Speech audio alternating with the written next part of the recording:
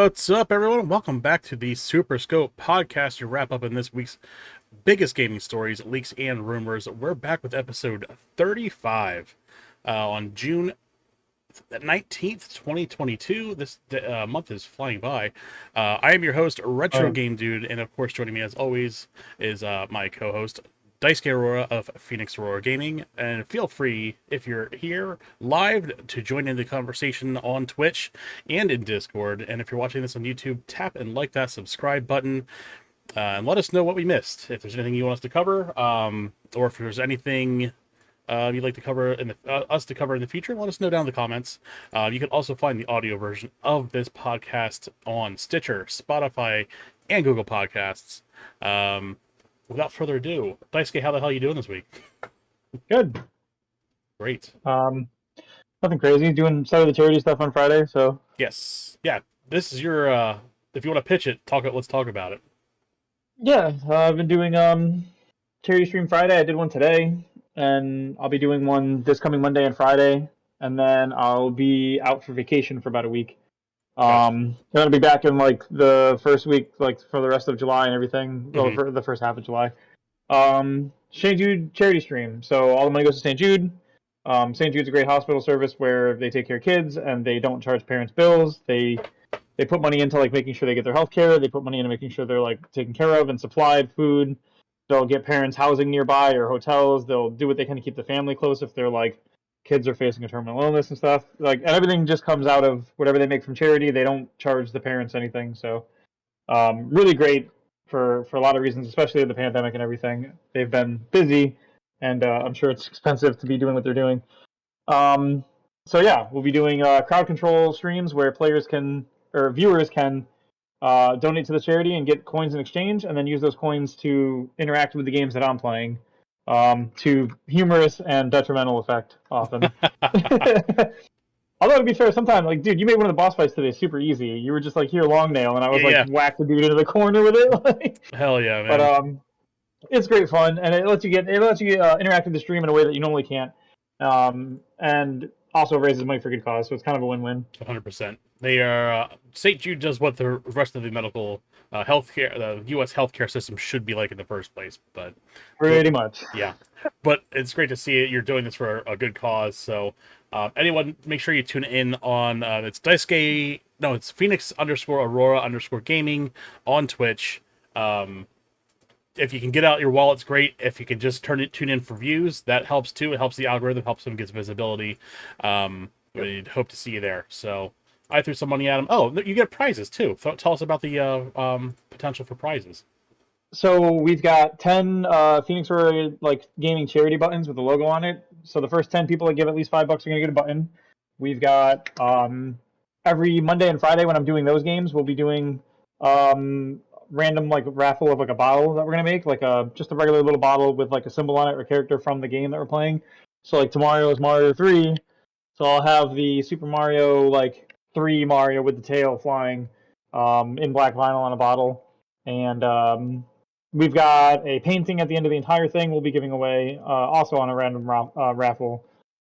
So yeah, there's plenty of incentives to get out there and donate and get something out of it too, on top of the crowd control stuff you can do too. There's a whole bunch of things to make it interactive and entertaining, and even if you don't want to donate and you want to just hang out and watch or come by, you can just hang out and chat with us. And there's even like I have channel point stuff too, so like you can watch me for a little bit, and then you can also do things like ban an in-game action, or you can make funny pop-ups come up on the screen. I've got surprise guests, and I've got Destroy Daisuke that does all kinds of cool shit to me. So there's no reason for anyone viewing to be bored. That is for sure. Right, that's the idea. So yeah, come on by. I've been harassing him with random things. Sometimes they help a lot. Sometimes they're an absolute hindrance. The Mario 3 thing was hilarious. I was like, I'm just gonna mess with him, but then you're just like, it's like instant death. I'm like, oh, okay. Dude, the lightning attack got me so bad today. I felt so bad. I'm like, oh, it's gonna give him a lightning attack, and there was no lightning attack. It got him. Oh, it was great. Good shit. Good stuff. Yeah. All right. Well, let's talk about the state of the stream. Last night, of course, we had Jackbox, and we had a pretty big turnout. For the most part, we had some issues at the towards the end of the night. I should have just ended the stream at midnight like I normally do. Um, it's a weird thing where it's like we get like trolls that come in, and Hmm. like the one handle is like I'm not gonna give the exact handle because I just don't want to deal with it. But it was like effectively like Twitch sucks, and it's like it's weird that not only are you part of the problem of why Twitch sucks, or if it does suck. I'm not saying it does, but Hmm. you choose to be on that venue. Like if I go into, like I said last night, like if I go into like a restaurant or a bar or any establishment I don't like, I don't stay. Like what? Like why would you? Why would you say if you go into a Walmart you hate Walmart? Why would you go there? You just go there with a bitch. Like Right. it doesn't make any sense. And then to like say a bunch of dumb racist shit, anti-Semitic shit Oh yeah. was stupid. And then Yeah, it was and then interesting. to turn around and be like, oh, imagine modding for a channel. It's like you're the reason anyone had to mod anything tonight. Hmm. So it's like you're part of the problem. And I think they were just mad because they were immediately deplatformed, and they were just Yeah, butthurt about it. I'll So say we literally engaged the modding service just to interact with those three people. right, Like, yeah, so. it's I would say I mean we go weeks and weeks without having to do any mod stuff on my channel. So it is what Hmm. it is, I guess. But yeah, moving on. This week we do have Teenage Mutant Ninja Turtles on Tuesday and Wednesday. That'll be at 9 o'clock Eastern time. That's going to be a Hmm. six-player co-op, and I've seen a quick preview of someone else playing six-player co-op, and it's incredible. So Have you? I'm ready for it. It's going to be great. So yeah, we're Well, gonna pack the house. We're gonna have hopefully six players. Um, everyone's confirmed, so they better all turn up. So it should be a good time. And of course, we'll be back next Saturday with Jackbox, and of course, next Sunday with the SuperScope podcast. So are you playing anything interesting this week? um, well, I played Turtles earlier. Hmm. That was fun. I didn't play very much. I did like maybe two or three stages. I didn't want to go crazy with it. So I played a couple stages, got a feel for it, and put it back down. Hmm. What's up, Claire? Players in the audience. I did that. I did on Mario. I did Friday. On Mario, I did Friday. On Friday, I did Mario 3 for the NES. Yeah. That was the first charity stream. I did Hollow Knight today. That was part of the charity stream as well. And tomorrow I'll be doing Mario 3 again and finishing it up because I'm on like World 7. I can't imagine. I did 6 worlds in one night. I Hmm. imagine the last two won't take that long. I Famous mean, who last knows? words. Yeah, I would say World 8 is like kind of nightmarish, right? So maybe. Um, and then I think Friday I will be picking a new game to play that I'm not sure what it will be. I think on my schedule card I wrote it down as Mega Man X because I think I can knock that out in one sitting. I think. Nice. Pretty sure I can knock it out in one sitting. We'll see. That's So cool. all that stuff. I mean, other than that, nothing out of the ordinary. Final Fantasy, Destiny, We did nothing the crazy. duality dungeon this week. Yep. We finally found time to do that. Oh Um, yeah, knocked it right out. weirdly squishy for my playthrough. I don't know what happened there, or but the first time we ran it, it was like not anything. I had zero problems. I don't know what my problem was. Maybe I was just off, having an off night. Yeah. It was. I the only reason I know that I'm not squishy in that dungeon now is because I've got my build set up with like classy restoration. So I have like healing when I get a knife kill, healing when I dodge, Hmm. and the dodge restores my knife. So even if I heal with the dodge, and I something goes wrong, I have the knife again to throw the knife again. So like, and then the knife getting the hit gives me the knife back as long as I get a kill with it. So like, I spend 90% of that dungeon invisible and regenerating health constantly. And so maybe we're all really squishy, and like me and Daimyo on the solar builds are just eating it with like all the perks That's this season for I healing. think it's just geared towards solar, and I refuse to do it. I think so. I think that's No, really what it I is. understand because I know that I am way more survivable right now on my solar hunter than I would be on the other two Hmm. classes because the other two like void stasis whatever because I can literally just chain the solar knife. If I miss the knife throw, it stays as a grenade that I can like draw enemies into and then it blows up. That stealths me and it heals me. um the dodging gives me my knife back and the dodging procs its own healing. I've got multiple ways to heal now. It's like Hunters i, actually I have stuff think in their kit that's useful now. right It's it nice to made see. Solar Hunter really good. It's just I think like even on Dan's on Solar Titan And I think it's the same thing. He just bounces the hammer off everything, and it procs regen, and then his Yeah. barriers proc regen because of he's wearing the exotic helmet. He's not using classy restoration, but the helmet gives you like the same thing. Hmm. So, but he's got options too, and I think that's the thing. I think it really is tooled around the survivability this season seems to be coming from all these restoration procs. Yeah. And I'm not into being like a healer warlock, so solar just does not interest Right. me whatsoever. Yeah, Um, absolutely. I only I'm gonna get. run. Go ahead. I was just gonna say next time I'm gonna go in there with a healing grenade because most of the time my grenade I don't even use it for much. I just whip Mm. it at things randomly. But I can hunters have a hunter solar has a healing grenade now, and it's hit procs on self, procs on allies. So I might just bring that next time because that'll give us all a little bit more survivability.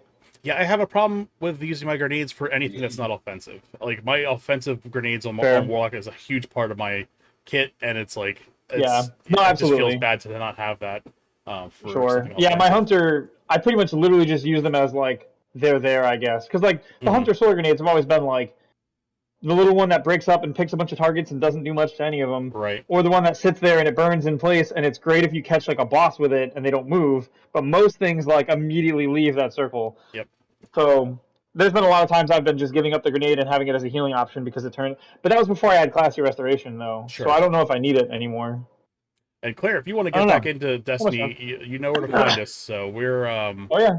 we're playing it on PC. I think she got it for PC. I think that's what she switched to. Mhm. There you Because go. her PlayStation 4 is just, I think, seconds away from catching on fire. Oh my god, yeah, probably. Also, big quick announcement on the stream and Discord. We have a new member of the mod team. Lovey Ray Jinx has joined us on the mod team. If anyone knows her from Jack Black Knight, she's been a part of our community. Ironically, since we had I would say, a large departure, right after that, she kind of joined the community and has kind of been filling that void. So it's good to have her as part of the community. So everyone in the Discord, welcome her. And yeah, Claire got it for PC.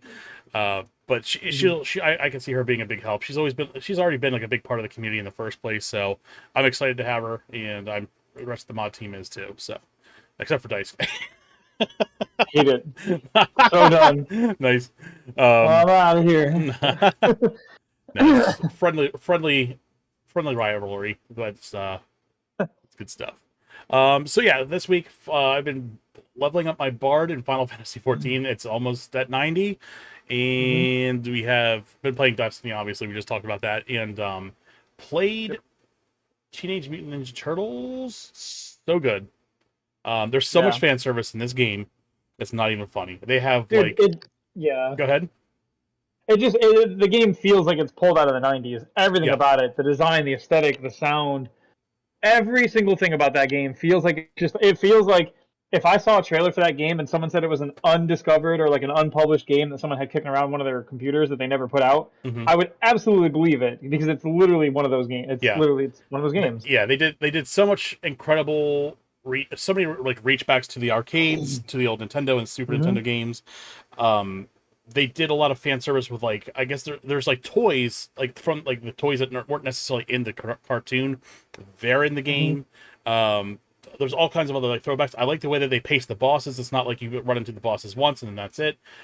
There's kind of a story that actually plays out, and you could actually like be like, you run into Bebop and Rocksteady. Obviously, they're always like the first bosses, but they kind of, you keep Yeah. encountering them later on. So Yeah. it's pretty cool. I really like that. The soundtrack is absolutely phenomenal, and I'd expect nothing less out of T. Hmm. Lopez. They did the Sonic. He did the Sonic Maniac soundtrack, Oh yeah. and the soundtrack kind of seems like, it sounds like you cut somewhere between like Sonic Mania and Mega Man X. And I Mhm. mean that's where you want to be if That's like you're yeah, doing, peak video game music for an action game. hell yeah. So I'm calling it. I don't think it's 100% a game of the year contender. I'm not saying it's going to win game of the year, but it deserves to be a game of the Yeah, year. we know how those things go. It's not a Yeah, AAA budget game. It's not going to be up in the contention probably. right.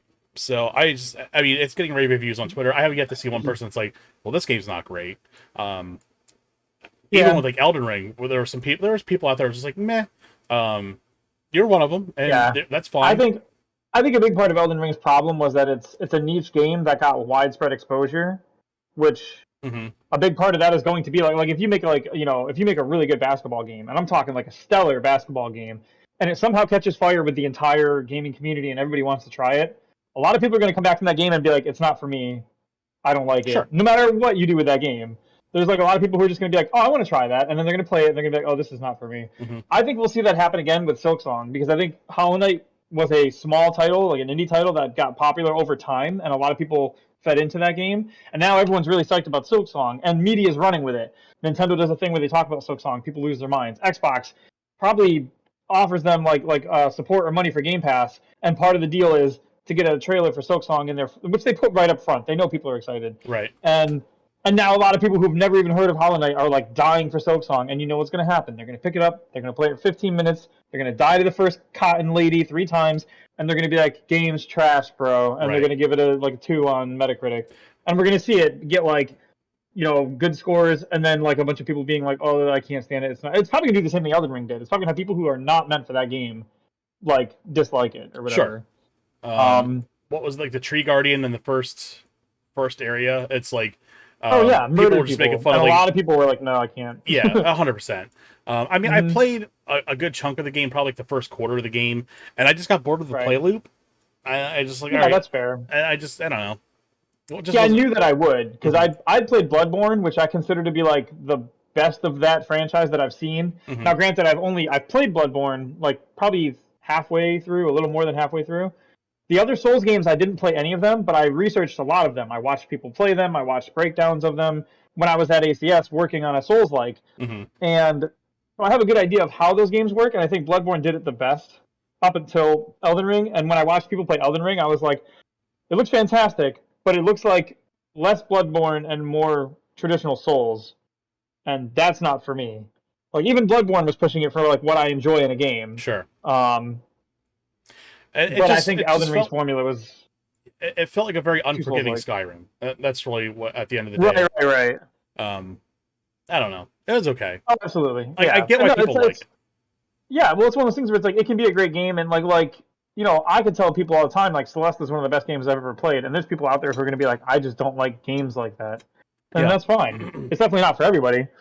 Um, I mean, obviously, a game like it's a bad example on my part though, because Celeste is like not. Celeste is a very approachable game. It's literally jump, grab, dash. Hmm.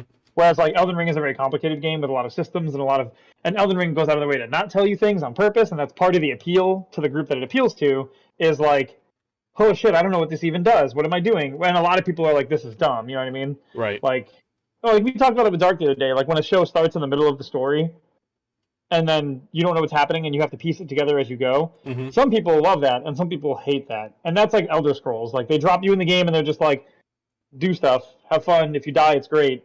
Right. And we've been trained as gamers for 30 years that dying is like a fail state, right? So a lot of people can't shake that. Like, if I died, it's bad that I died and I shouldn't die. And if I keep dying, then the game's not great. Um, I mean, I have actual gripes with Elder Scrolls, obviously. Not Elder Scrolls. Wow, that was a jump. Elden Ring. That's Elden cool. Ring. You said it twice. Um, I figured I knew it. I knew what you did meant. I really? Yeah. Wow, sorry. I That's mean, okay. I still have built-in problems with Elder Scrolls 5, I guess, from not getting to actually play the game. Um, but no, so I just think Elden Ring has a lot of if it wins Game of the Year, I wouldn't be surprised. I wouldn't If it either. doesn't win Game of the Year, I wouldn't really be surprised either. I would be like, Right. if it goes to if Forspoken turns out to be really good, or if it goes to what else came out? Horizon was really good. Hmm. Um, I mean, even I personally would give it to the Crisis Core remake that's coming out this winter, but I haven't played it, and I know it's not going to win because remake games like that almost never win No. because we've played them. We know what they are. Right. Clarence doesn't make him a bad player, but I like games that I can win in. That's fair. But see, that's the thing. A lot of people play games for the power fantasy, right? And Hmm. an Elden Ring style game is the opposite of the power fantasy. It's being weak and pathetic compared to your opponents and having to overcome that. Hmm. And that while it's not like it's a bad thing in its own, a lot of people are not here for that. A lot of people don't want that. Imagine nobody wants to play Mega Man X. Not nobody, but most people don't want to play Mega Man X and always feel like they're significantly weaker than their opponents and have to work way too hard to overcome them. Sure. You want it just to be right so that you feel like you're growing in power and you're outpacing your opponents over time. Right. But that's of course that's the typical thing. So a lot of people who like to invert that typical thing like Souls games. That's why Souls has that community of Gatekeeping. yeah, I mean they gatekeep, but there's also this sort of that's why it's got that difficulty we like how hard it is. We like the pain and the struggle. And that's That fine if community that's your flocks to that thing. game because that's what they like. Yeah, Right. exactly. You Uh, know, even the old Mega Man games were like that. The old Mega Man games, original Mega Man, has that problem, and I will be finding that out when I do it for the charity stream. yeah, Because Mega Man 2 is not a pushover game. I remember it's that. not. It's not. Yeah. But yeah, so that was my gamer psychology course for today. Nice. $200, please. I'll send you the Sweet. textbook. You don't have to read it. There you go. All right. Well, let's keep going. Social media accounts, of course, you can find me on Twitter and Instagram at GameDudeRetro. I'm very active on Twitter, not so much Instagram.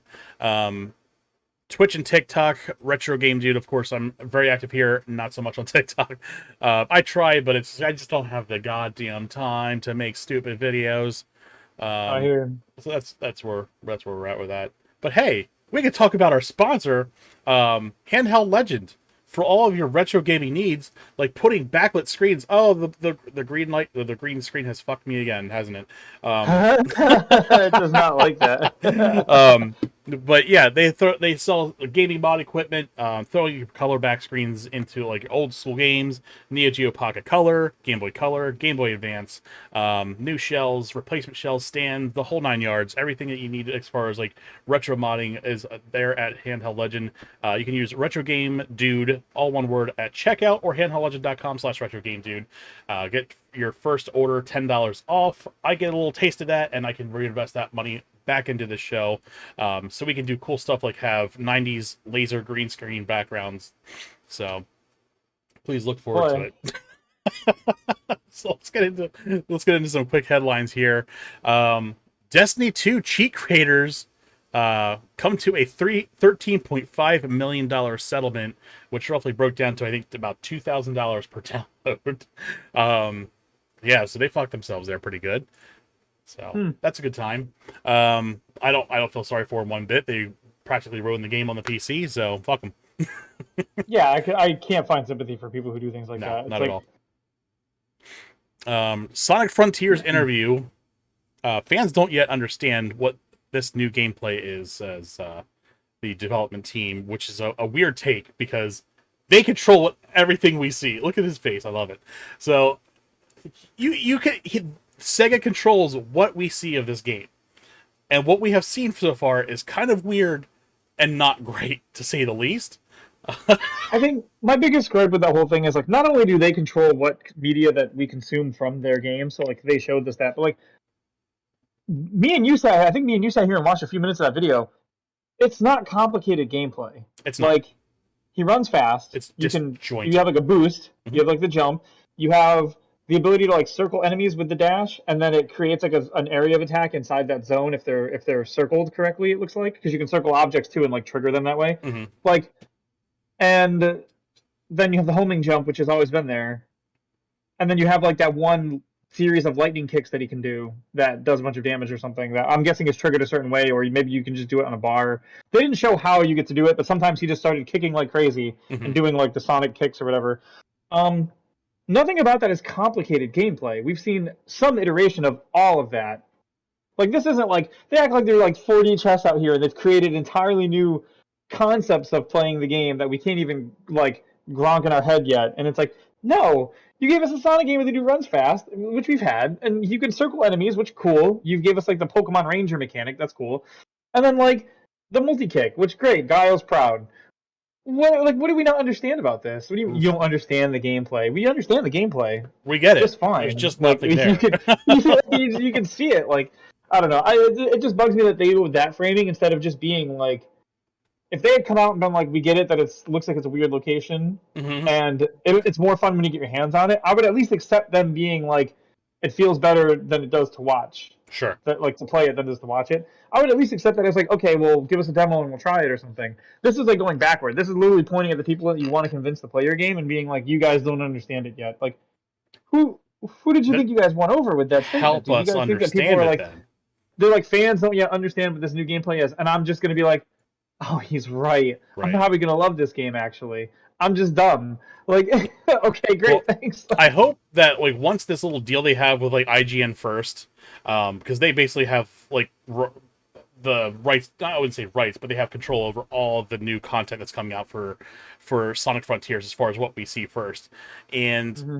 it feels bad because it's like, what else are we going to get? And the best content that we've gotten so far have been like quick snippets of people taking like screenshots and video of in-game stuff, and it's like features that we haven't seen in the trailers and like the presentation, official presentation trailers that should have been shown, to help us understand what we're missing here. Um, Right. but I don't know. It doesn't look like this is on a good track. Um, Yeah. and for someone who's not into Sonic 3D Sonic games, this is probably not something I'm going to jump into right away. Not making the case for you, is No, it? dude, like seriously, the only 3D Sonic game I've ever played was the Sonic on the Dreamcast, the first one. Played 5 minutes of Hmm. it going downhill in San Francisco. I'm like, this just isn't for me, and then I have just never looked back. So Yeah, I'm a 2D absolutist when it comes to Sonic games. I think we've seen. I think the only 3D Sonics that really did well overall were like Generations did well, but I think that's because half of Generations was 2D Sonic, and the 3D portions were very like curated, very on track parts, so you Hmm. couldn't really botch them.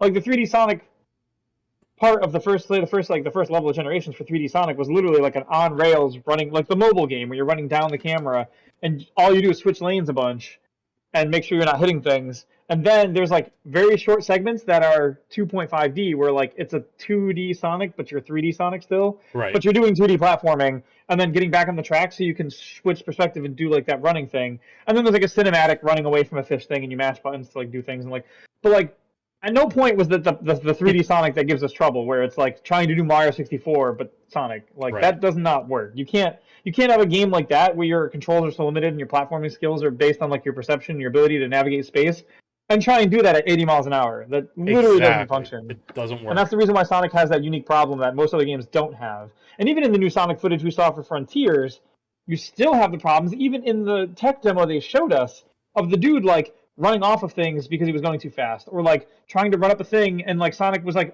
gonna climb the wall, but then he stood up and like walked a few steps, but then he like climbed again, and it was like, you guys don't even know what you guys want your game to do. Like, yeah, it's yeah, Yeah. and making the decisions at that kind of speed and like platforming at that speed, trying to jump to objects. Like the homing jump is a great tool for Sonic to like fix the problem of like being exactly where you need to be. Hmm. But it's very hard to do precision platforming or even decent like halfway precision platforming at 80 miles an hour. Like it's not conductive to that type of gameplay. It's not conducive A to that hundred, gameplay. 100%.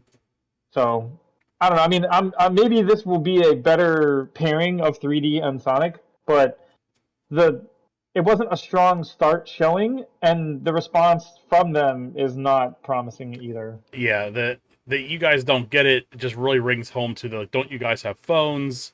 Um, Yeah, it rings hard to like the Avengers game, like we're not listening to any feedback, we're going full steam ahead, dude. and then Even if wondering why these games don't do well.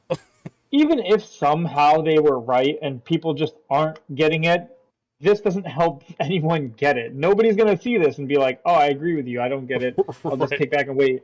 Like you could have given people then like, "Hey, we've got a demo you can try, even if it's just a dumb demo running around in that area. Let people control Sonic and see how it feels, and be like, yeah, it does feel good to run around like this, Hmm. or not." Like, Right. or show people more footage, or tell people like, "Hey, we're doing things to try and make it better." You literally can't look at the fans and be like, "What's wrong with you guys?" Hmm. I don't care how right you are, that won't sell your game. Yeah. Like, Yep. oh man. Yeah, I agree. Marketing 101. I'll take my $200, please. I'll mail you the textbook. You don't have to read it. Boys making money today. So we have Prime Day coming up. Another big headline. 30 games for free, and the Mass Effect trilogy is going to be included in that. The remake. Um, some other big games here. It looks like all the Star Wars Jedi Knight, Jedi Academy, Jedi Republic Commando, Need for Speed, Grid Legends. Not something I've played for, but it does have like a big cult following. Um, Mhm. Bunch of other stuff. Metal Slug 2's in there. That was always a favorite because Neo Geo. Um, King of Fighters looks like a couple Neo Geo games are in here, kind of mixed in the mix here. Um, but yeah, that starts July it's the July 12th and the 13th. So if you have Prime Gaming, it's a free part of being on Amazon and just having your Twitch account linked. Make sure you get that, do all that, because these are that just the Mass Effect Legends alone is worth it. Like, or not Mass Effect Legends, the Mass Effect trilogy, absolutely worth it. So definitely Hmm. check that out. Big note here, a weird one. Never expected to read this headline, but Lollipop Chainsaw is making a comeback, and that will be Huh. releasing soon, sooner than later. I didn't really give any specifics, but I hope that comes back with the Mindless Self-Indulgence soundtrack. I'm here for it.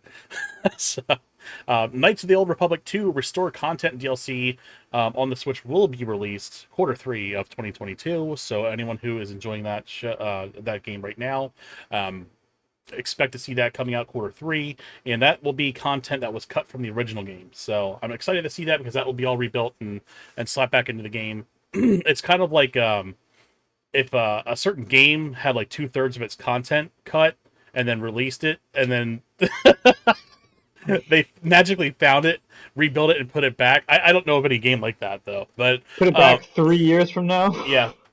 And I saw this Oh headline, and I my was actually thinking god. of Claire when I saw this one.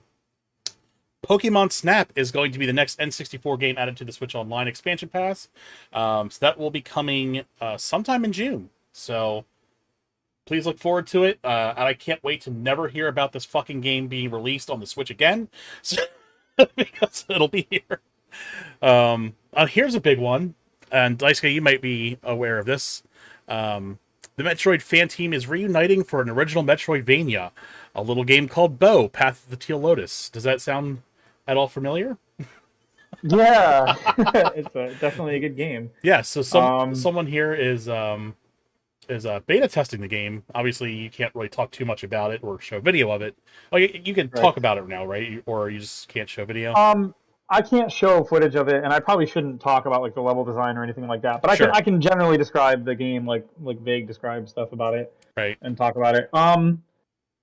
That's cool. So yeah, I'm just seeing they just announced too. Yeah, Milton Gosty, aka Dr. M64, known for his work on Ori, Wisp or Will of the Wisps, and AM2R, has joined the team as designer.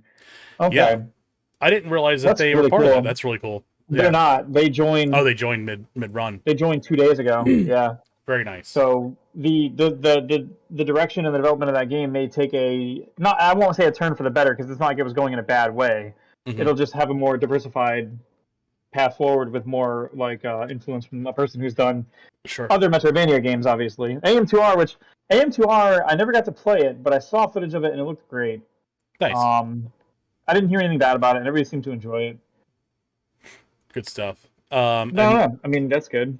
And speaking of games missing 2/3 of their content, Halo Infinite campaign DLC reportedly not arriving before 2025. Um, it just puts more weight into the idea that 343 had just no game plan after this game released. Um, like See, I that's just unhinged to me.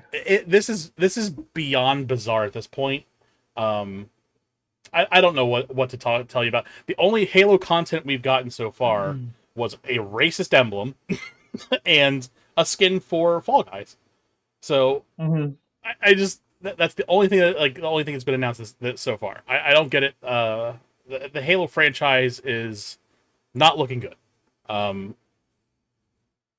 I think like I've said before, I'm pretty sure there's probably some conversations about change of leadership at this point, or looking because I mean Microsoft's not going to just shut Halo down, but they need to do something.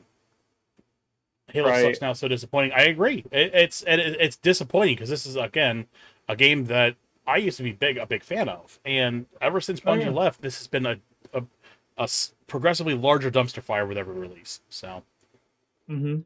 Yeah, that's wild.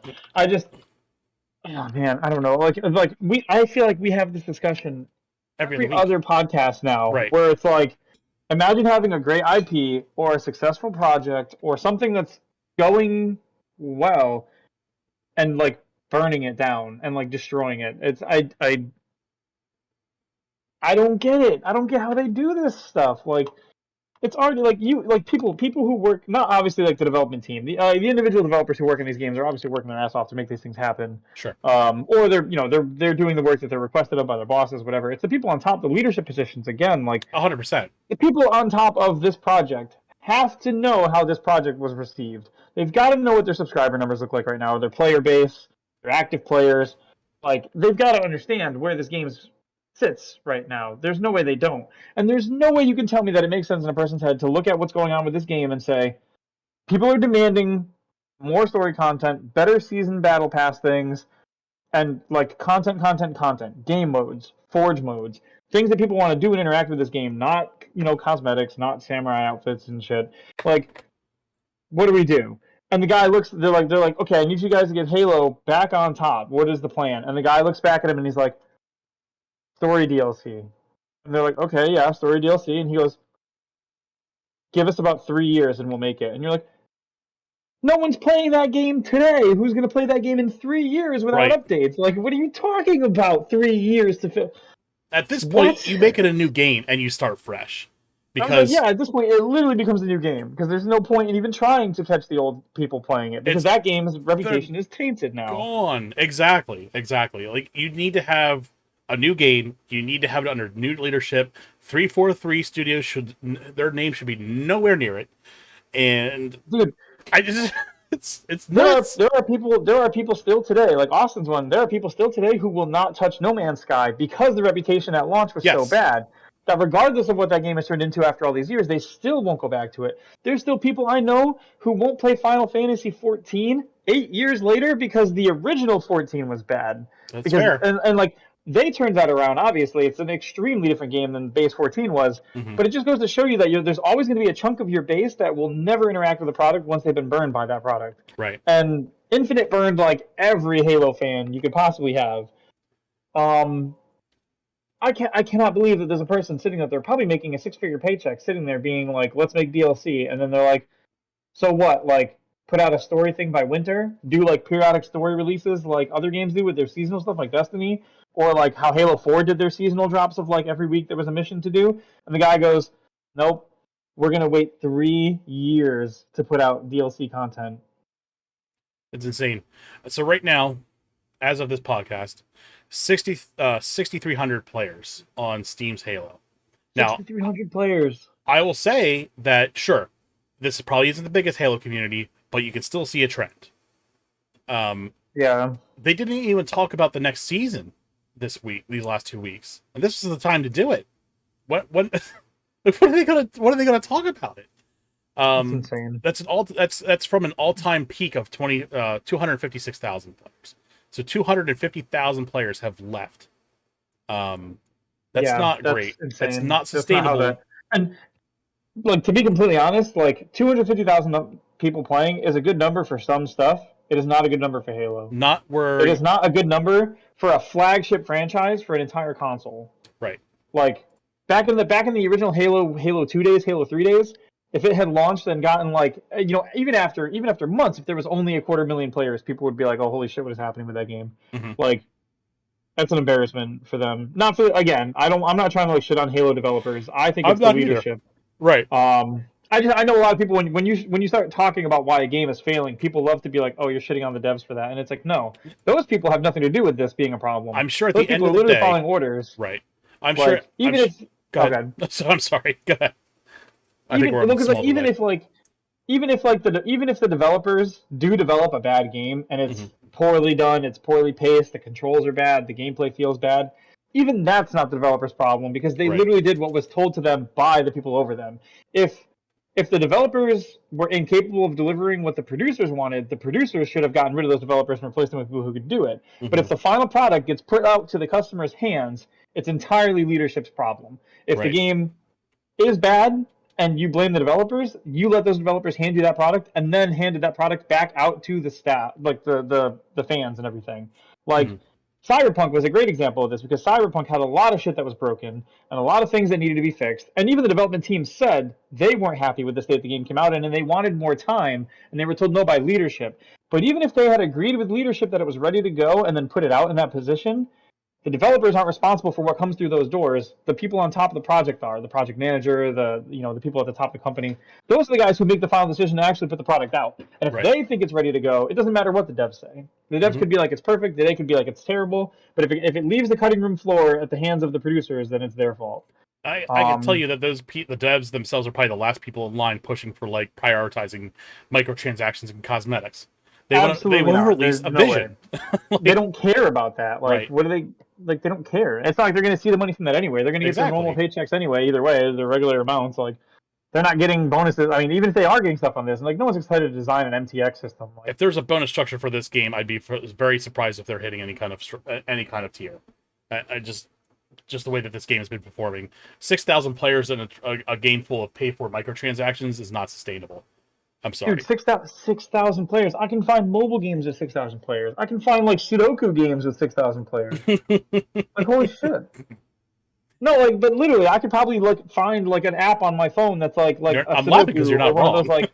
one of those like shitty like just junk mobile games that people play. Like where you Yeah. play, like I saw one the other day where like you play as a gun, and when you tap the screen, the gun fires, and the propulsion of you firing causes you to like go forward or backward based on like where the gun's pointing, and you literally like it's like an angled isometric 3D path, and you have to like shoot to bounce your way towards the finish line. And along the way, if you time your shots, you can shoot like people and they fall over. They're literally stick figures. It's literally like an Unreal Engine basic like props game where they have like the regular like blocks that are gray and the person and like that probably has 10,000 downloads. Like, are you kidding me? I don't know. I'm blown away to hear that the numbers are that bad. I know they were bad, but like, Do you want to hear something wild? I'm what's going to that? put some weight into your argument here. Um, the I have, according to ActivePlayer.io, I have the concurrent player count for Candy Crush right now. Would you like to take a shot in the dark of what that number is? Oh god, it's gonna be like, Any number is going to feel terrible. I will uh, tell you that right now. it's gonna be like, like active players, like actively playing Candy Crush right now. Estimated concurrent players, and It's gonna be like 6 million. it's not quite that high, but Okay, we're into some big still, figures here. You want to hear it? sure. 229,302 players. Okay, I was way higher. You That's you fair. were, but I To mean be fair, a lot of people probably pick it up and then put it back that's a down. lot of boomers. So Yeah. that's there you go. We've proved your argument very correct.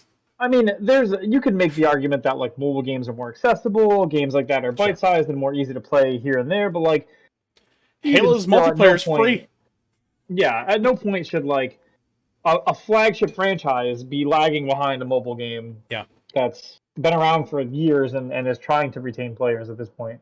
I have to imagine Candy Crush is not as big as it ever was. Like at this point, it's not like the hype everyone's talking about anymore. Right. Now Well, everyone's talking about Diablo Crush because you can hey, put your money there. perfect segue. Our other gripe of the night, Diablo Infinite makes $24 million in its first 2 weeks. Um, why? So yeah, I was disappointed by that number too, because it's just going to reinforce bad behavior. Now, someone Hmm. on Twitter did point out that it does trail behind a lot of other mobile games, pointing out that Genshin impacted $60 million in its first week alone. Genshin It's is wild, dude. Genshin is wild, The but numbers are wild. it still unfortunately is going to reinforce and basically tell Well, Blizzard to that's what I keep mean. doing this I shit. wouldn't. That's what I was gonna say. Stacking up against Genshin is impossible for most games, Sure. unless you're literally going fucking. The reason Genshin does so well, I think, is because it's like it's super popular, but then Hmm. also there's a lot of like a lot of people probably put some money into Genshin. Most people probably don't put money into Diablo Infinite, but the people who do probably dump money into Diablo Infinite. Like it's more of a whale thing than and less of like Hmm. a general spending. Because I know a lot of people who play Genshin who have put like $20 or $30 into it over the time. Because in their head, the argument is like it's a free game and it's good, so I don't feel bad putting up to like $40 to $60 into the game to like equal what I would pay for of a full game. People do that with like Warframe, right? They buy like a platinum pack for $20 in Warframe, and they say, okay, now it feels even more like a complete game because I put some money into it. which is the same as if I had just bought it for $20 anyway. So I That's get probably that, the and a lot logic of of a people lot in of Genshin do people. that. Like, oh, what if I dump Yeah, just $60 into this game? Is it? yep, It'll just feel like a premium game experience, and it typically ends up right. not. The You've gone, problem, though, well, the problem is a lot of people do that, and then they're like, "Well, I can probably put another $10. I've already done it 3 or 4 yes, it's a times," and that slippery, kicks open slippery that door slope. of like, yeah, the habit of like, "Well, I've done it already. Why not?" Sure. Like, because in your head that makes sense too. You're like, "Well, it's the sunk cost fallacy." You're like, "I've already put $60 into this game. $10 on this new hero pull is not going to kill me." And then like a month later, they're like, "We add a new hero, and she's got a little more jiggle," and you're like, well, A ten little more more dollars won't kill jiggle. me now because like, oh, dude, have you seen like some of Genshin's ads are hilarious because you'll get 5 second ads where it's like, I forget her name. She's one of the newer heroes from the newer, not new. She's like a year old now, but like I Hmm. think her name is Raiden or Raiden, and she like pulls a sword out from her chest, like literally out of her chest, not like keeping between, but like she actually pulls it from like a void thing. But it's very like obviously suggestive and very Sure. like waifu chasey, like Yeah. um God help me if they ever put a lady with moth wings in there. a moth. Oh no. But no, like every hero pull seems to always have like a dude and like a younger person or like a less staturedly person, and Hmm. then there's almost always like a girl who is like, and they're not obviously all the same personality. I can't speak to Genshin's character design, but like when you're not a Genshin player and you're just watching ads roll out with new Genshin characters, every third Genshin character feels like it's another just waifu girl. Like, and I think even Genshin players can acknowledge that that's just what it feels like on the outside, at least. And we watched what? We watched other games that they were making that are coming out. The Honkai space game, which looks great, but there's Does. probably like 4 or 5 like waifu characters in that trailer they showed us. Yeah, probably. Um, and then I think the Zenless Zero Zone or whatever it was. That one wasn't so much. That one was more like a Ninja Gaiden, Metal Gear Rising style actiony game, and it didn't really focus too much on that stuff. Yeah. But but I digress. I think Genshin players are more likely to drop between $20 to $60 in one sitting or over a course of time. And I think Diablo Infinite, you've got people literally just paying and paying and paying to hit the same things so they can power up their metrics and get their shit out there. Um, and it sucks because even the people who are like disproving, or not disproving, but even the people who are like doing the work to show how much Diablo Infinite can take you for your money are Hmm. putting money into it as a necessity to do that. You've got people like Asmongold dropping 10 grand on it, and Yep. it's like, well, it's awesome to see that he's showing you that you can spend 10 grand in Diablo and still get shafted and still not get all the stuff that you would think you would, even at that point. Right. But at the same time, they're getting 10 grand from this dude. I don't think they care if he's making them look bad. Like, Yeah, and that's the thing too. It's like this game takes advantage of like content creators and people who are just yeah. like fucking gambling addicts. So Mm-hmm. it's a huge problem. Um, Dude, I can't even speak to it yet because I was right before this. I was gonna watch a video and I didn't have time to because I got my hair cut, as you can probably maybe tell. mhm, And I was gonna watch this video though. I'll probably watch it after the stream, or maybe I'll watch it tomorrow. It's like a 45-minute video. A dude did a breakdown of like all the stuff in Diablo Infinite and the way it works. Because it turns out once you get far enough along in like the like track of progress that you pretty much have to pay your way through or spend like a year doing, mhm. down that track there are further loot box style purchases that are even more expensive, that are even more predatory, that are locked behind whether or not you've even gotten that far. So there's even more predatory money MTX shit down the line that we haven't even seen yet. And that's the worst Like, part about it's that is like insane. reviewers can't even tell you about it because they have a Right, they'll small never window to get play it there. and they'll never get there. Right.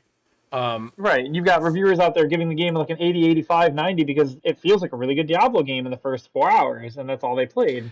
yeah. But you don't see the MTX shop till like 10 hours, and then you don't see the crazy stuff till 20, and then you don't see like the effective loot box runs that are like it's a loot box, but you have to run a dungeon for 3 minutes, and then you get a loot box. Those are like 30 hours in, and it's like no one sees any of that stuff, and that's why you end up with this situation where like Metacritic's critic score for the game is like an 85 and the Hmm. user score is like a point 0.2. Like, there's an obvious disconnect between the review system, and I talked to Dark about that over the last week. Like, a lot of the problems with the review system is like a lot of these reviewers get handed the game 3 days before launch, and they're like, "Here's the game, play it, give me a review on it. I want you to put 20 hours in this game, and then give me the review 3 days from now." And you're like, "So I have to play it for 10 hours straight for the next 2 days, hope that I get what you want out of it, hope that I'm actually even understanding what I'm doing in this coffee driven haze of playing this, of smashing this game for 20 hours, Right. and then write a review in one day, hand it to you on launch day, and then immediately move on to the next game because that's the only way that we're getting paid for this. Like, and yeah, they get handed the version of the game where the MTX is turned off or it's inaccessible in their first 20 hours, so they'll never see it. And they're not even playing the same game that you're playing at that point. Like, they're playing like a version of the game where like everything's already free or already like locked up, and they don't have to worry about it. Oops. And then they're like, "Whoa, Crash Team Racing did that." Remember, Crash Team Racing was like, "Here's the game. Everyone Yeah. played it, reviewed it, loved it. It was great. It's awesome. Crash They is back." then Like two two weeks weeks into the later, game's launch, they were like, "Okay, now the MTX shop is up," and it was right. like, Yeah, it's terrible. They skate. "What? Nobody wanted that." And they're like, As "Well, whatever. We added it later." yeah, that was the thing too, because they went out of their way and promised that there wasn't a thing for it. There wasn't a Mm-hmm. like a store for it, and then they Yep. were like, okay, well the reviews are done, so we're just gonna sneak it out there. And then it's like the player community crashed. Like no one's playing that. Yeah.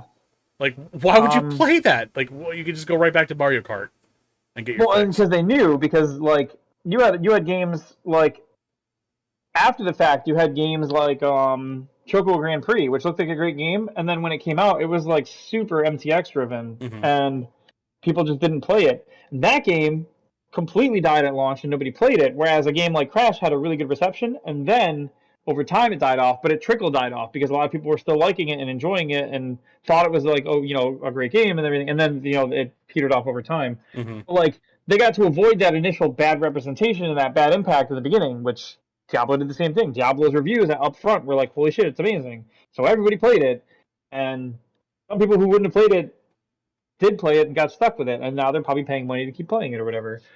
Yeah, it's ridiculous. Right.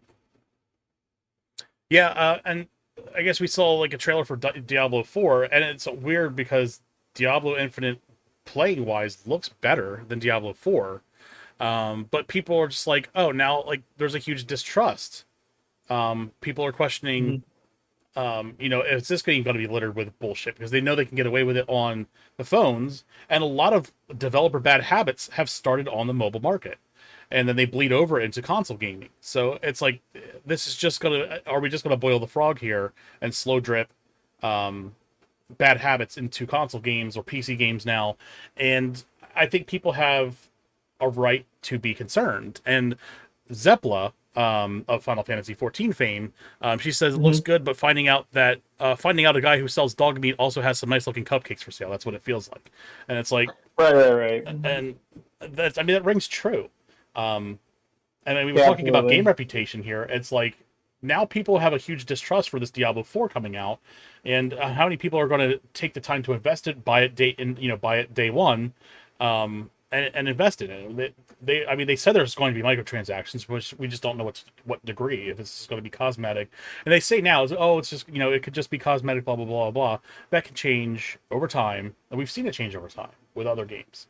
Um, Dude, we Destiny. saw. So Yeah. Oh my God, remember Destiny's like we're instituting cosmetic MTX so that we can provide you guys the seasons and the expansions without having to pay for them anymore. hmm. And that went for like about a year, and then I think Activision scooped them, and immediately overnight they were like, okay, that's going away. We're charging for expansions again. The MTX is staying, and the MTX also has gear in it and stuff too now. And it was like, Right. holy shit. Yeah, imagine. And I mean, look where we are now. I play Destiny 2, and I had to pay. I bought the game on sale, deluxe edition, just so I could have the seasons and the dungeon key. But if I didn't do that, I would have had to pay like $40 for the expansion, plus the $10 for the last season, plus the $10 for this season, plus $10 for the key to get into the dungeon. Hmm. Like, I'm literally buying this game in pieces like a puzzle and putting it together. Sure. If not for the fact that I made the one purchase ahead of time, which, woo, like, Yeah. Yeah, it's almost like there's a common theme, and it seems to be Activision. Weird, dude, right? remember we were sitting at the tower, and that one guy just started leveling up his season rank all of a sudden, and I'm like, what is happening? And then I went and looked, and you can buy a level on the season rank for $1. I was like, dude. And there's an exotic or two in there. There's engrams. There's all kinds of seasonal gear that's all in there. Like, you literally could just buy your way through the season. It Like, feels so come bad. on. It's like, play the game. Play the game. Like why? Like the It's more option, disappointing to me that they allow you to just pay your way through the season because it's like, what's the point, man? Like, right? you're You just letting them pay already you a paid hundred for it. dollars to complete their season track, and then walk away. Like, don't you feel bad knowing that a dude paid you $100 for like digital content like that, and then didn't really For like, and not even content that you like paid content, like already for. But yeah, exactly. Like you're paying $100 to get engram drops and XP bonuses and like That's planet materials and that's shit. guaranteed. Like that you can get in the game, and it's like do you feel comfortable knowing that you're like letting your custom?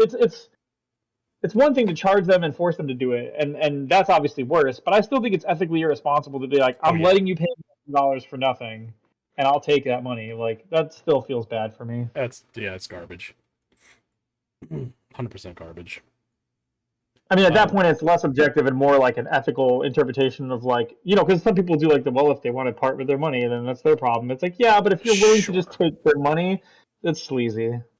And you still have to realize that there are people who don't have self control, and that's what it's preying on. Hmm. It's Well, not yeah, I preying mean, on the like people that'll Europe throw even cracks. $4, $5 at it.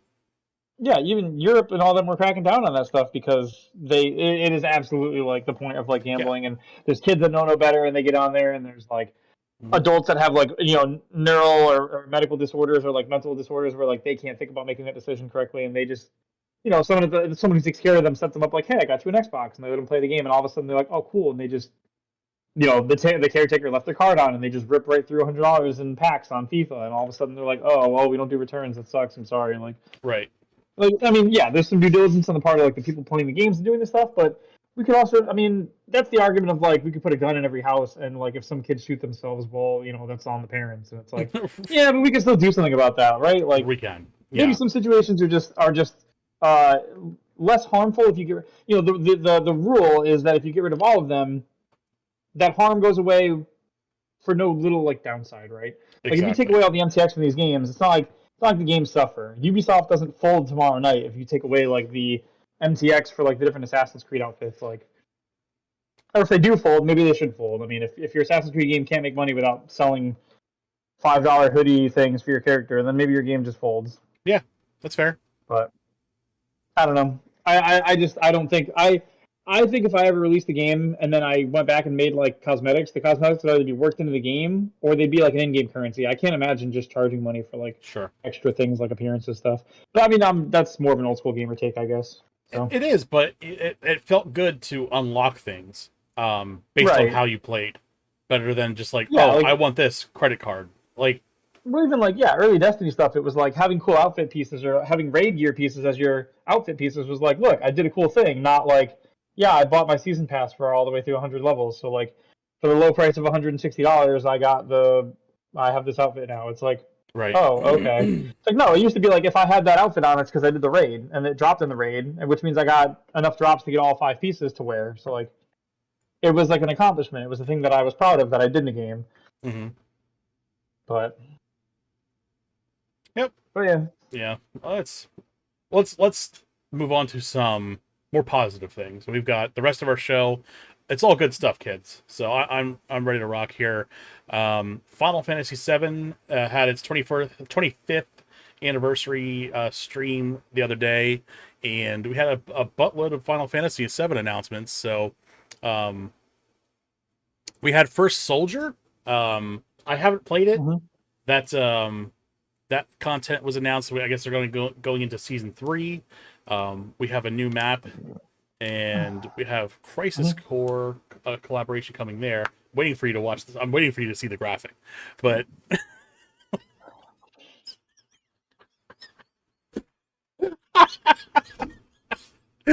so Okay. moving on. So Uh yeah, huh.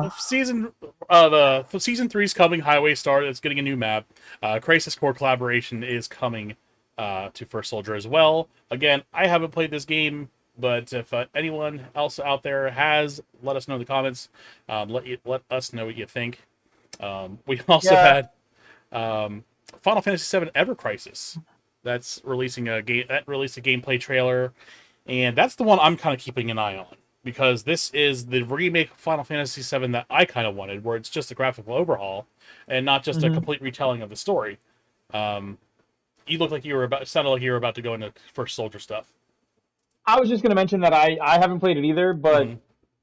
neither of us are like battle royal players, so this was never gonna catch either of us, I don't think. Exactly. And Great for people that like it from and they love Final Fantasy. This is your time to shine, I guess. But I've seen people like I've watched some creator reactions to the showcase in general, mhm. and like the reactions were mixed between people like Maximilian being like nobody wants this or I don't want this. Like why are we seeing this? Like Hmm. he was mostly concerned because the showcase was literally told ahead of time to be 10 minutes, and he kept doing this whenever it wasn't like a mainline Final Fantasy thing.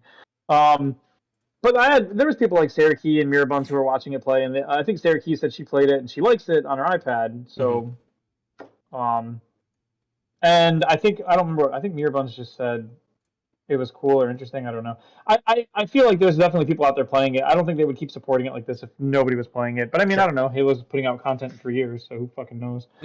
Um, I guess I don't know how they made that prediction, but Yeah. no, I mean it's one of those like if you like PUBG style, Fortnite style battle royals with a Final Fantasy flair, then yeah, go for it. It's Sure. probably not bad. I couldn't really tell you. Make your own decision on that one or Couldn't speak to it something. myself. Yeah. Yeah. But we did get to see that Ever Crisis trailer, and it looks really good. I'm just worried Hmm. because they said something about, or someone said something, and I don't know if that was even an official take, so it wasn't really fair for me to go based on that judgment. But the rumor was is that the weapons are kind of like a gacha mechanic, and I don't know if they'll just say they break over time or what. But if that's true, I didn't see any indication of that during this trailer. Um, Yeah. I don't. Maybe it's like a card battle system because we were looking at this piece right here. I don't know if that is some kind of weird like randomizer, and you get those chips to play, and then you have to pay for those chips to actually fight. I don't know, but it looks good. I'll say that at Yeah. I guess we'll least. have to see. It's impressive. It looks impressively good for a mobile phone as far as like a lot of the graphics, Oh, absolutely. unless they're dumping a bunch of FMV in there, which it didn't look like it was. Um, but yeah, Yeah. I'm pretty excited for that. And then one of the bigger announcements that we saw kind of leaked the night before on Twitter. And whoops, did I get this stuff out of order? No, I didn't. I'm just an idiot. So we had the Final Fantasy Remake Intergrade that is coming on Steam. That's actually on Steam right Hmm. now. That they announced that Yep. went live the next day. So that's great. So people who have been waiting for this to come on Steam now's the time. You don't have to Hmm. download the Epic Game Store now. So there's that. And then Yeah. this is the announcement I was talking about. Crisis Core Reunion. This is going to be a HD remake of Final Fantasy Crisis Core on the PSP. I highly recommend this game. I bought a PSP for this game, and I didn't buy a Yep. single other game for it. Um, but it's a solid title. It tells kind of like the story leading up to the events of the core Final Fantasy game. Um, it kind of goes into more in depth of how Sephiroth kind of like went batshit crazy, and then there was a couple guys before him that were also kind of at his league of skill, I guess, for the most Hmm. part. But it also Yeah. tells the story of Zack, who was the predecessor to Cloud, and who Cloud kind of emulated in the game in the storyline. So Right. that's definitely something to pick up. I'm really hoping that the Switch gets a physical copy of it so I can get that. I'll be keeping my eye out for that, and I'll be making announcements of that in the Discord if I see it because I will be immediately out getting it. Hopefully, they do a little bit better of a remake than they did with Chrono Cross because, ooh, that was a little rough, and we're all surprised that even made a street date with the condition that it was in. But Crisis That's what I Core, heard. Yeah. yeah, Crisis Core Reunion is releasing anytime between July and September of this year. It is coming to all platforms, and I actually have you can see here like Is kind it of go ahead. July to September? I thought it was listed as winter. That was Rebirth 2023. No, this Crisis Core was winter this year. Rebirth was winter next year. Gotcha. I'll have to look into that because I got it right off of Square's site, so I'll have to Oh, double maybe check. they might have pushed up the date then. That's They might cool. have. Um, For the showcase, they said this winter, next winter, and a lot of people were because at first they said this winter, and people were like, okay, and then Rebirth said next winter, and people were like, okay, gotcha. but yeah, maybe they changed it. But we can see a side by side graphical comparison to the PSP game and what we're going to be getting here for the remake. And I'm all for it. So we'll look Yeah, forward to that. definitely. And then obviously the big news, the final announcement was Final Fantasy Rebirth, and we got to see a big trailer of that.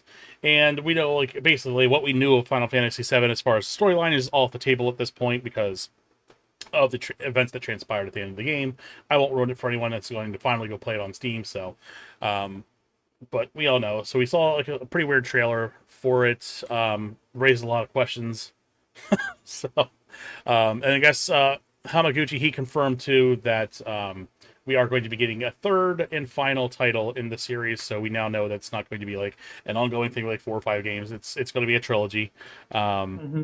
so that'll tell the whole story. I'll be interested to see which direction it goes in because, like I said, everything's off the table now as far as what we know about the storyline. Um, Sure. but I'm sure this game will kind of have some more revelation as far as why it's doing this, and then I'm sure the third game will be okay. We need to stop what it's doing or something. I don't know. So we'll see. Yeah, it's interesting because when he mentions it sounds like what they're all talking about, and what we're seeing in the screen during the trailer is like the flashback to Nibelheim with the Hmm. cloud mission. But then it jumps all of a sudden to be it jumps all of a sudden to talk about Zach, where like Cloud's like, you were there with me 5 years ago, and Eris is like, I'm still looking for you. Hmm. So, and then they show Cloud dragging, their Cloud getting dragged to Midgar with Zach. So, yeah, it's interesting. I guess we'll have to see what they do with that. I mean, we already know Right. that like remake was a sequel and not a like a remake like people thought it was going to be, or like it was pitched mostly, and then all of a sudden it was like, well, it is a remake, but it's a sequel. Hmm. It was weird, but yeah, we did see. I mean, obviously, like spoilers for that game, but it's a couple years old at this point. It doesn't really affect your actual trip through the game. Zach, in the world that remake takes place in, Zach isn't dead. Right. He made it through his encounter with the people, which makes people wonder if Reunion is going to be a beat for beat remake the whole way through, and then at the end, Zach won't die, and it'll be the telling of Zach in the remake universe. Hmm. Because that would make sense, right, to tie it into remake. Sure. Because it would be weird to have Reunion come out and be like, Zach died, and then Rebirth comes out next year, and you're like, so remember last year the game where you played where Zach died? Well, that didn't happen over here.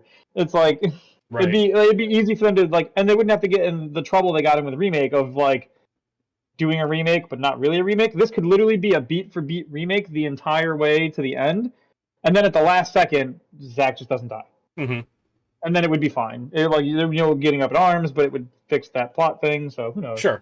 Part three would have a lot of work to do. Though if that's the way that was going to go, but we'll see, man. That'll be wild. But yeah, I'm excited to Well, see where this yeah, goes. Because it's going to answer a lot yeah, of questions that we've had since the game first came out.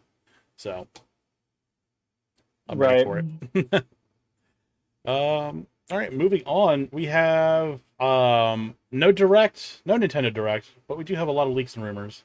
Um, and it looks like we have a leak rumor that it's going to be the 29th of this month. We were expecting to have it obviously, sometime during this summer Games Fest nonsense. Um, my theory being that they just didn't want to give Jeff Keighley the satisfaction of having it part of his, letting him be able to claim it as part of his thing. Um, Right. I don't know. But we did have a big leak on Fire Emblem, not necessarily not the warrior style game, but an actual mainline title. And this was reported by Emily Rogers. So they're saying here that the next Fire Emblem is a whole new game, not a remake, a whole fresh narrative. Intelligent Systems, Koei Tecmo, and Gust collaborate. And their Gust is a division of Koei Tecmo Holdings. Gust was a huge help with the aesthetics of this game. Their graphics are better than in Three Houses. Originally planned for a 30th anniversary celebration for Fire Emblem for almost a year, the game has been completed. This is the first time that we've heard theories of Nintendo just having complete games and shelving them until they want to release them. Um, Especially with like this year, there's just so much coming out. Obviously, I don't think this is going to be coming out this year or anytime soon. Um, Right. the main character has unusual red and blue hair. She has a dragon for a mother, like you do. Um, with a new emblem's gimmick, players can summon Fire Emblem characters from the past for their squad. So that's cool. We got. Oh, I don't know if I like that. You don't like it? That feels like gotcha mechanics to me. Oh, I see what you mean. Like a But whole roster of previous Fire Emblem characters that you can summon. right, right. I hope that's not like tied to like some kind of system like that, because to me that screams like the stuff you see in like the Echoes of Mana phone game, the Nier Automata phone game, where it's like you can pick characters from all over the franchise, and it's like they all cost money or whatever. Kingdom Hearts did that with their game. Yeah, But that's it's but you know, if it's a main, if it's a if it's console like a game, you main might not game, see that. then it probably won't have that. Yeah. Sure, we'll see. Hopefully I not. get like But I get PTSD when people are like, you can pull from the whole roster of like all of the franchise, because then it's like, oh no, how much is it going to cost? What are they going to make me do for it? Like, yeah. Maybe you have to have you know what they do amiibos. mm, okay, that's a thing too. Yeah, That's like the NFTs of the game world. pretty much. Oh man, yeah, that could be it. They could just be require amiibos, so that's even worse, if not just downright terrible. But The main uh, character has a dragon for a mother. yeah, you can see we have some leaked screenshots here, and I'm choosing to leak these because everyone else has leaked these already. So I feel like there's no takedowns Yeah, being issued for this. But we see yeah. that this could possibly be an early build, and it's in Chinese too, which is obviously a little weird too. But you can see like a Mm, character select screen, or this is maybe like talk to or like a conversation screen. You know how Fire Emblem has like, oh, pick this person after battle, talk to them, and yeah. you do that for Well, especially 45 fucking like minutes, and some of the characters have that yellow speech bubble next to them, which I think that's usually like you haven't talked to them yet, so they have right. something new to say, kind of thing. Hmm. That's what it looks like to me as well. But Um, character design looks great, but again, these could be early on shots. But there's nothing indicating here that this has been all falsified. So I'm gonna say that Emily Rogers is probably on point and true with this. Now, whether or not this actually gets announced during a direct where they already have a Fire Emblem coming out very soon, I would say I don't think this is going to be on there. I would be surprised if it was, but I just think it happens to be like a coincidental leak. Um, I don't think it would be wise for them to start talking about this when they have a Fire Emblem just on the crux of coming out. I think it would almost mhm. kind of compete with itself. Because there's probably a lot of people like, well, I would skip the Warriors game then. I need my Fire Emblem fix, but I can wait for a core game instead. So I don't think we're going to see this during the direct. Right. But a couple other rumors that we've seen out there too. I guess a new Donkey Kong game has kind of been thrown around there. Someone said new hardware, and I don't think that's going to be a thing because typically when we see like new hardware announcements with them, um, that stuff gets picked up by like manufacturers, and then you see like stuff like Bloomberg pick that up and talk about it. So we usually would see them like Bloomberg or some other publication start talking about that well in advance. We're not seeing that, so I don't really see there would be any hardware. If it was a hardware, I think it might be like a revision, like maybe like a small hardware revision that doesn't really do much. I don't see like a new Switch Lite or a Switch Pro coming. Um, Right. so I Here, would, I'll be right back. Give me 1 second. You can keep going. I'll be yeah, right no back. problem. But yeah, I would temper expectations on that. But we also talked about. I kind of wanted him here for this one, but that's all right. But Twitter user Vishgod posted and leaked a shot of Persona on a store page where it says that the Switch is included. So um, this is the time to really push out Persona. If it's going to happen, it has to happen now. It wouldn't make sense for Persona to be released like next year or anything like that because we already have it coming out on the Xbox. We already have it coming out to PC. So it just makes sense that this would all happen at this time. So I'd love to see Persona come out. Um, I'd love to see Persona come out for the Switch. I would 100% pick them up, but um, it's kind of one of those things where we're gonna kind of have to wait. If it doesn't happen on this direct, I don't think we're ever gonna see these Persona games come to the Switch personally. Now, I do have some personal predictions myself, and I don't put much stock into them. There's just kind of more or less things I'd like to see, or maybe some stuff that kind of I would see as far as like, oh, this would make a lot of sense if the timing was right. I think we'll probably see a Silk Song release date trailer through Nintendo. Um, I think, obviously they paid a lot of money for Xbox, or Xbox paid a lot of money to the Silk Song devs to have that trailer, but I think because we've known Silk Song um, to be really linked with the Switch. I really think that we're going to see any kind of trailer. I think we'll see a release date trailer on the direct. I think we'll see that this direct. I think we'll see a GoldenEye 007 remaster come out on the Switch. I think that'll be simultaneously announced for the Switch and the Xbox. And I think they'll probably do something with the N64 there. Maybe, I don't know. We'll see. Um, I think we'll see a new sequel to the trailer or sequel to Zelda. I think we'll see a new trailer for that. Um, actually naming the series. And then I'd like to see, because we're still in the middle of like I think what 35th anniversary of Zelda, so I'd really like to see um, Wind Waker and Twilight Princess get that double pack that's been rumored for a while. Again, a game that's been notably quote unquote shelved and ready to go. So I'd like to see that. Something I would really like to see as well would be a Game Boy Color or Game Boy Advance online expansion. That would be phenomenal, and I think that like this is the time to announce it, so they can start getting the stuff out and then trickling more stuff towards Christmas. So yeah, I'd really like to see that. And then we also got a big announcement on Twitter from Pokemon's Twitter that they have a big announcement coming up. I think next Saturday for Pokemon X and Y.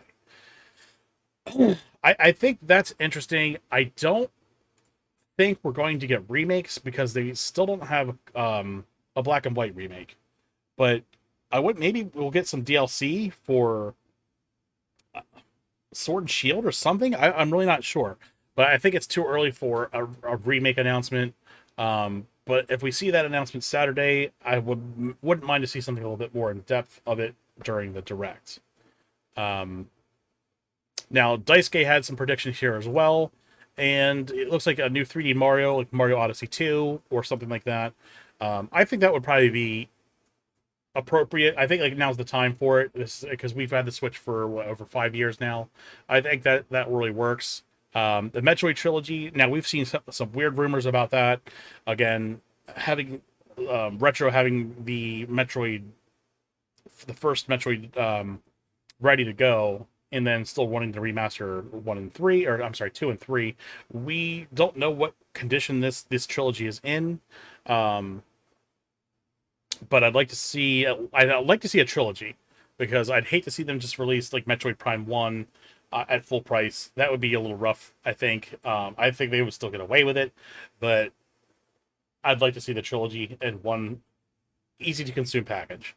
And then he also has Metroid 4. Again, we've waited long enough for that one, and I think that it's time to really dig in, really get that out there. So hopefully we see some Metroid 4 stuff. I wouldn't be shocked to see if that was like the last announcement trailer. But yeah, I definitely agree with his predictions. I'm really on board with it, especially the Mario 2. I think we're probably about a year overdue. Um, but yeah, so, ladies and gentlemen, welcome back, Daisuke Aurora. Thank you. So I was just going over your predictions here. We wrapped up with mine. I'll go over them again real quick. I'm thinking Silk Song release date trailer. I think we'll see that with Nintendo. Yeah. Like I said, I think with Microsoft, they paid a lot of money to get that trailer. It was deliberately left out of that coming next year graph thing that they had, and I think that they Right. just Yeah. weren't able to secure that announcement date, and I think that's just because we've associated with Silksong with Nintendo for so long. I think the tradition for the date is just going to be on the Switch. Yeah. Agreed. I think some kind of GoldenEye announcement, a remaster possibly. Now the funny thing is too is like we talked about it. I think not last week, maybe the week before, about GoldenEye getting. Yeah, it was an actual headline. We talked about GoldenEye getting a leaked website on Xbox of achievements and stuff like that. Right. So they didn't do that just for their health. So Right. we have. I said we'll probably maybe get a new Zelda trailer where they actually announce like the name of the game, like Zelda whatever of the Wild sequel. So Sure. I'd like to see the Wind Waker Twilight Princess double pack, some That'd be content. cool. Yeah, a Game Boy Color, Game Boy Advance online expansion. I think this is like I said, this would be the time to do it, and then come Christmas they have something that they can trickle out to kind of boost sales during the Christmas season, and then Sure. Also, I guess we saw on Pokemon's Twitter page, they said they had like a big X and Y announcement. I don't think we're going to get a remake because we haven't gotten the Black and White remake. But I'm not sure what we're going to see there. But especially with like Violet and Scarlet already announced, I don't think we're going to get a remake. Maybe we'll finally get Pokemon Z. Maybe X and Y announcement could just be that they did the Halo Infinite thing and decided to add DLC to it years later. 3 years down the road, whole new Yeah, maybe it's the campaign. X and Y add-on content. Join the fight that you forgot about. Get while it's hot. The 3DS is moving like crazy. They actually are. Are Ironically they enough, really? dude, you can't find them in the wild. Like they are like hundreds of dollars. I don't get it. That's so funny. Huh. But your predictions, we kind of went over real quick. The Mario 3D, a sequel to Odyssey. I think that It just feels like, time is right. yeah. Well, what was our last? Our last 3D Mario was like the redo of 3D Like Land 3D All plus Bowser's Stars Fury and that, yeah. or whatever. Mm-hmm. And then before that, I think the most recent Mario before that was it Odyssey, Probably. like a real Mario game. It feels like it's Yeah. been long enough. Oh no, I'm sorry. We had the 64 Sunshine Galaxy triple pack. Mm-hmm. Yeah, That was like a limited time 3D All Stars. offering Yep. for some reason. That's still in stores. Yeah, the whole thing was bizarre. But no, I think like because what? How old is Odyssey anyway? It's got to be like beginning of Switch, right? Just about. I would say probably a year in, maybe 4 years old. Mario Odyssey. Oh, when I look up Mario Odyssey, it tries to autocomplete Mario Odyssey 2.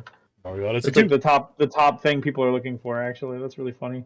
Yeah, 2017. So we're looking at it'll be 5 years this October. Feels like it's been long enough. I think we should see a Mario Odyssey 2 or the next Some kind of mainline Mario new iteration. Mario. Sure.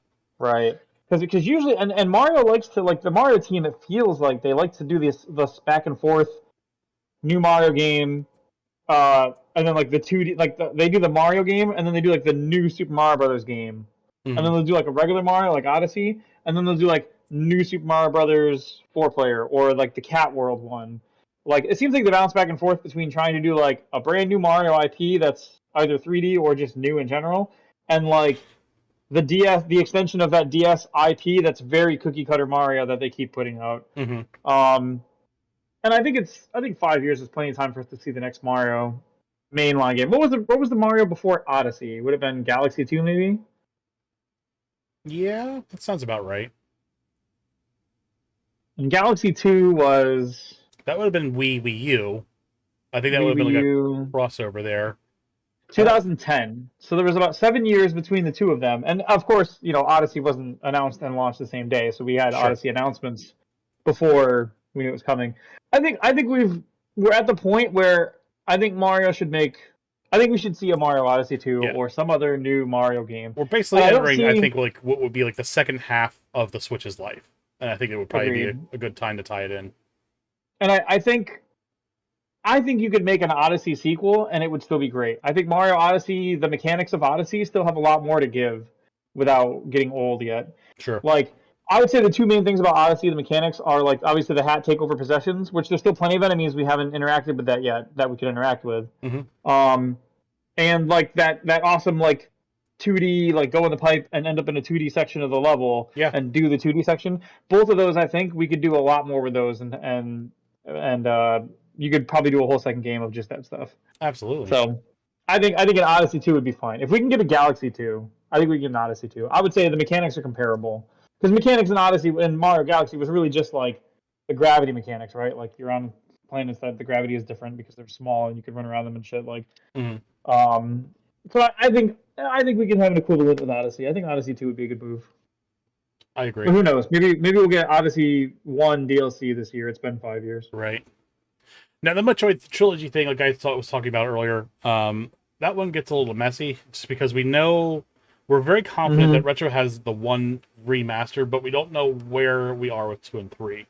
So I'm very scared to see them do like, we're just going to give you the first one remade HD remaster and then charge you full price. That would feel terrible.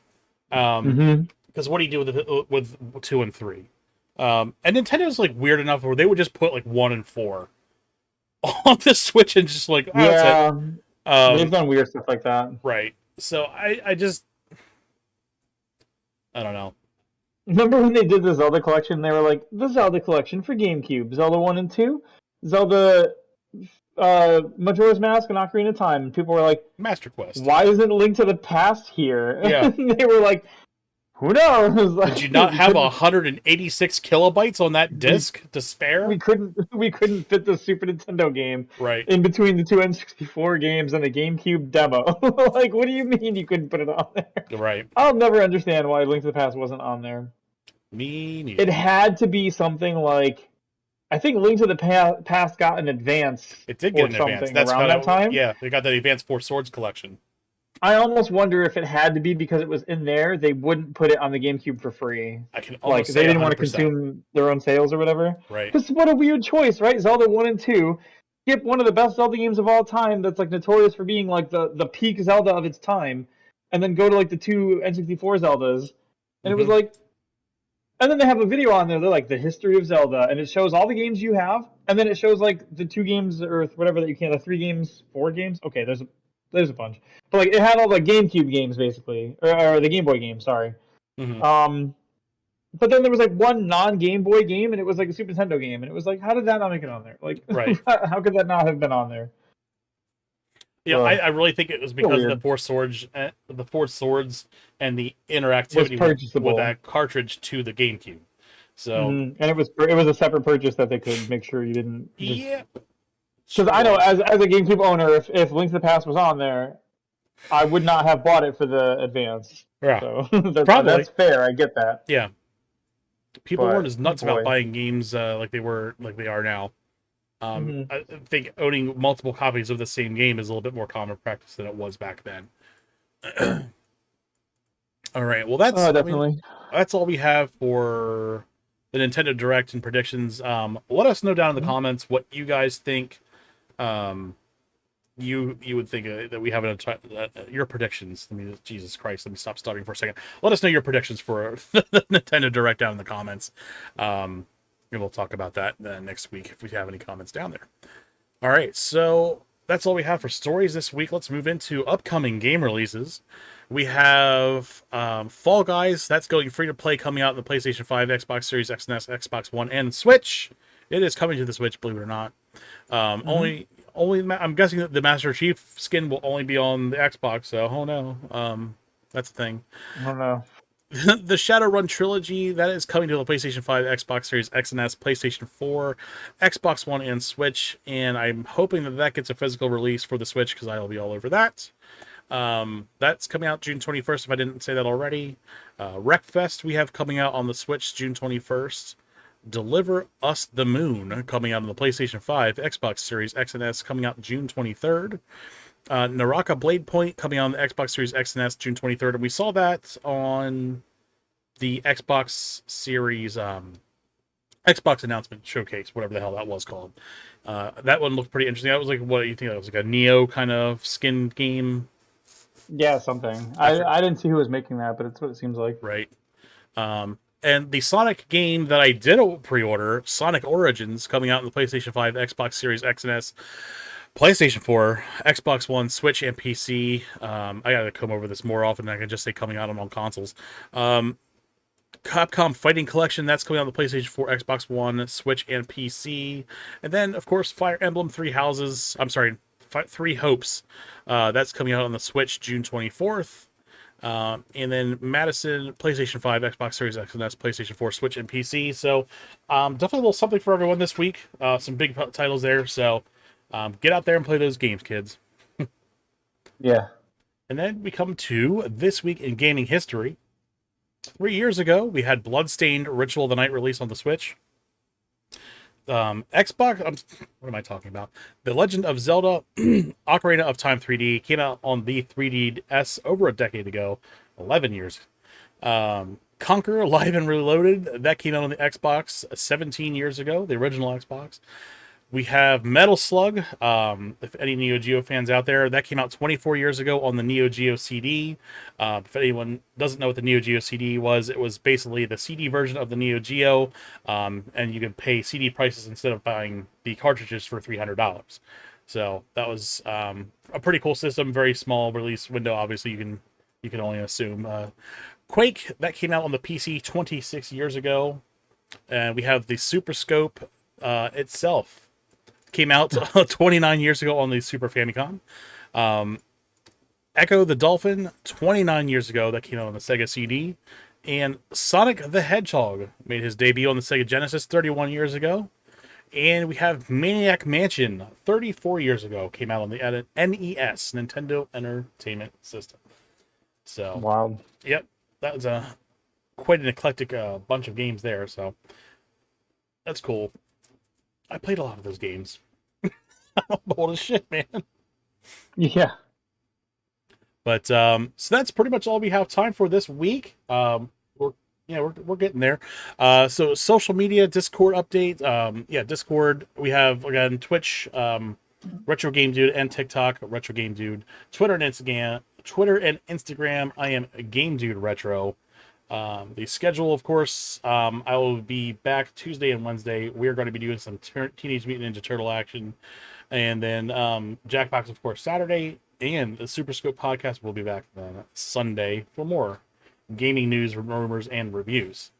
So I have been your host, Retro Game Dude, and of course, Daisuke Aurora has been here.